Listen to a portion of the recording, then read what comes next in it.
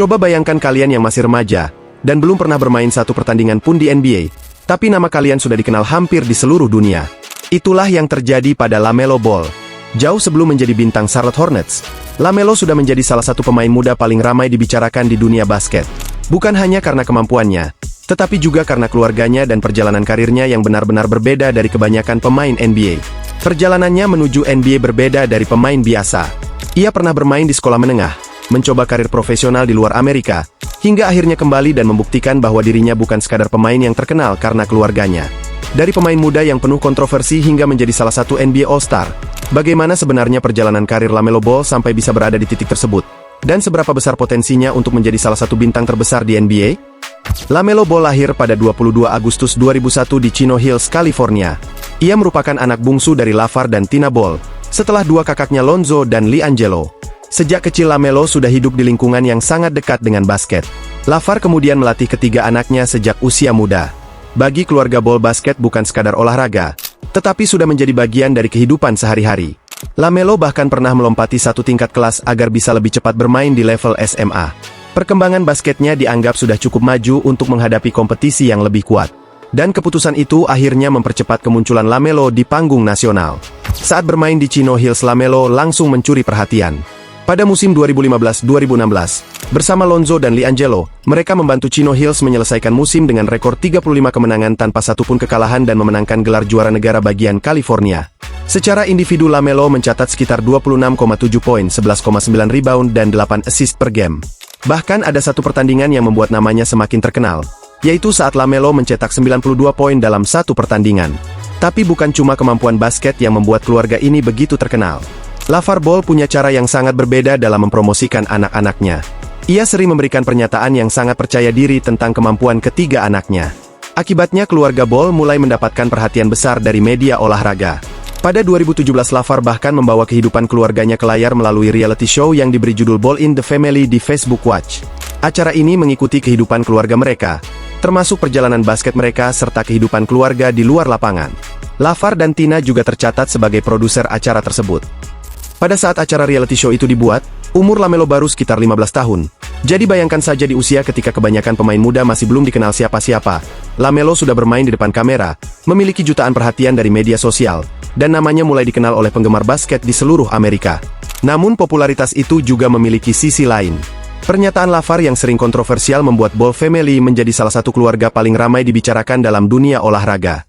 Ada yang menganggap LaVar terlalu berlebihan, sementara yang lain melihatnya sebagai sosok yang berhasil membangun perhatian besar terhadap karir anak-anaknya.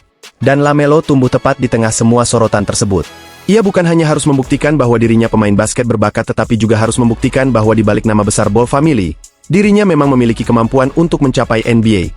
Setelah tampil luar biasa di Chino Hills, banyak orang memperkirakan LaMelo akan mengikuti jalur yang umum bagi pemain muda Amerika, yaitu masuk universitas, bermain di NCAA, lalu mengikuti NBA Draft. Tapi LaMelo justru mengambil jalan yang berbeda.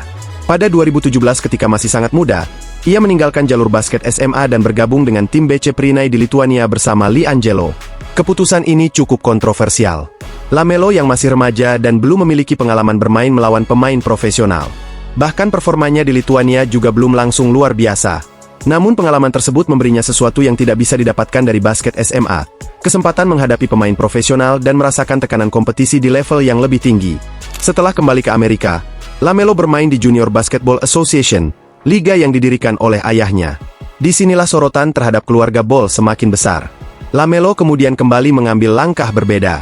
Pada 2019 ia bergabung dengan Illawarra Hawks di Australia dan bermain di Liga NBL. Dan justru saat di Australia, banyak keraguan terhadap dirinya mulai terjawab. LaMelo tampil sebagai point guard dengan visi permainan yang luar biasa. Ia bukan hanya mencetak poin tetapi juga mampu mengontrol tempo, mengambil rebound dan menciptakan peluang untuk rekan setimnya. Dalam 12 pertandingan NBL, ia mencatat rata-rata sekitar 17 poin, 7,5 rebound dan 6,8 assist per game. Performanya membuat LaMelo memenangkan NBL Rookie of the Year dan masuk ke dalam pembicaraan sebagai salah satu prospek terbaik NBA Draft 2020.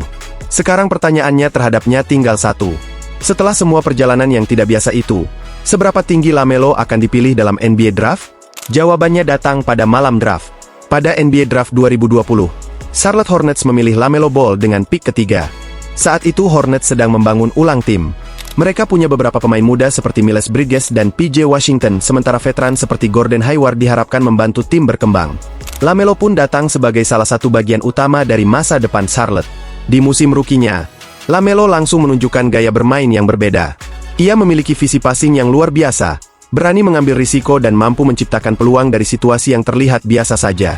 Dalam 51 pertandingan, ia mencatat rata-rata 15,7 poin, 5,9 rebound dan 6,1 assist.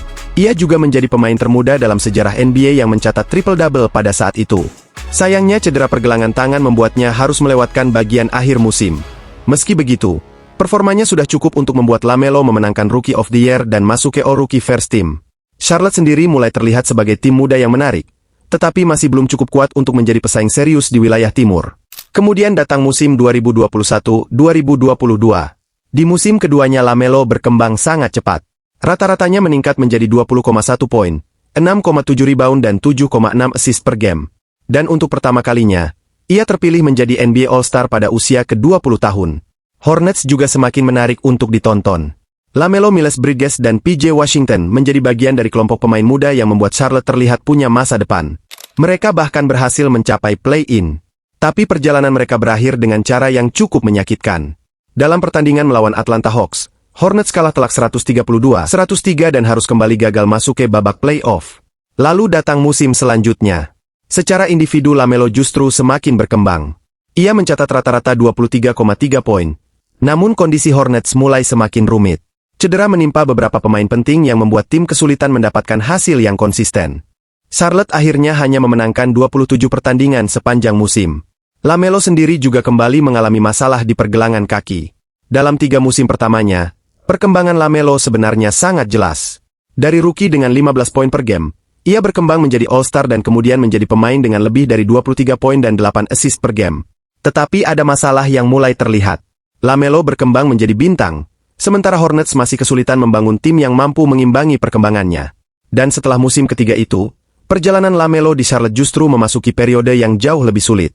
Memasuki musim 2023-2024, ekspektasi terhadapnya sudah sangat tinggi. Ia sudah menjadi wajah utama Charlotte Hornets dan baru saja menandatangani kontrak maksimal yang bisa bernilai hingga $260 juta. Tapi musim ini justru menjadi salah satu yang paling membuat frustrasi. LaMelo hanya bermain dalam 22 pertandingan karena kembali mengalami masalah pada pergelangan kaki kanannya. Ketika bermain, ia tetap produktif dengan sekitar 23,9 poin. Masalahnya bukan hanya LaMelo yang bermasalah dengan cedera. Hornets juga terus kehilangan pemain penting dan kesulitan menemukan kestabilan. Mereka akhirnya hanya mencatat 21 kemenangan sepanjang musim.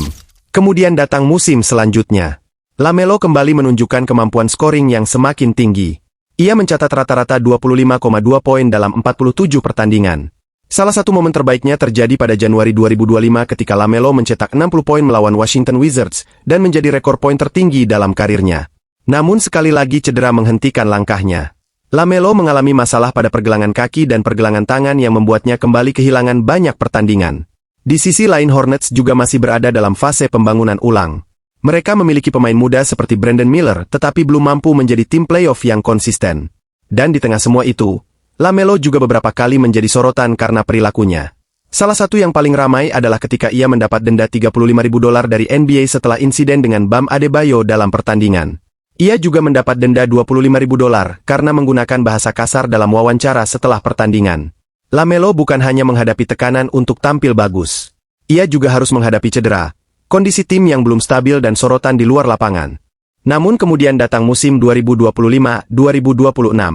LaMelo akhirnya bisa bermain dalam 72 pertandingan, yang menjadi jumlah terbanyaknya sejak musim 2021-2022. Walaupun statistiknya turun menjadi sekitar 20,1 poin, 7,1 assist dan 4,8 rebound per game, kemampuan bermainnya dalam jumlah pertandingan yang jauh lebih banyak menjadi perkembangan penting. Tetapi Hornets tetap belum berhasil naik ke level yang diharapkan. Dan akhirnya setelah 6 musim bersama Charlotte, keputusan besar datang. Pada Juni 2026, LaMelo Ball di-trade ke Minnesota Timberwolves. Perpindahan ini mengakhiri era LaMelo di Charlotte dan sekaligus membuka babak baru dalam karirnya. Di Minnesota ia akan bermain bersama Anthony Edwards, pemain yang juga berasal dari NBA Draft 2020. Edwards dipilih sebagai first overall pick, sedangkan LaMelo berada di urutan ketiga. Sekarang dua pemain dari draft yang sama akan berada dalam satu backcourt. Edwards dengan kemampuan menyerang dan mencetak poin. Lamelo dengan kreativitas passing dan kemampuan menciptakan peluang. Lamelo akhirnya mendapatkan kesempatan untuk bermain dalam tim yang punya ambisi lebih besar, dan mungkin bersama Anthony Edwards, kita akan melihat versi Lamelo yang selama ini banyak orang tunggu.